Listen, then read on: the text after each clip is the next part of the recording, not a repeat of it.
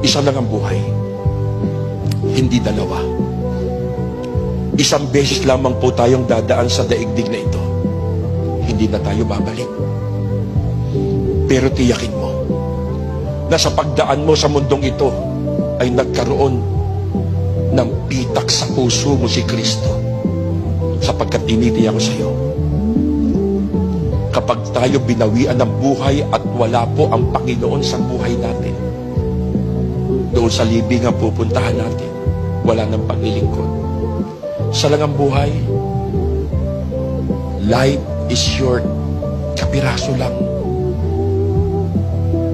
Mga kapatid, lahat tayo may haharapin after physical death. Hebrew 9:27, itinakda ng Diyos sa isang tao ang minsan mamatay.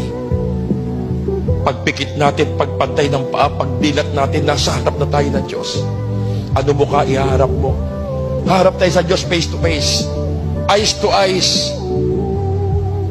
Kung dito wala kang ginawa sa Panginoon, di ka naglingkod sa Diyos, ano mo kaya harap natin sa Panginoon? Binili tayo sa malaking halaga.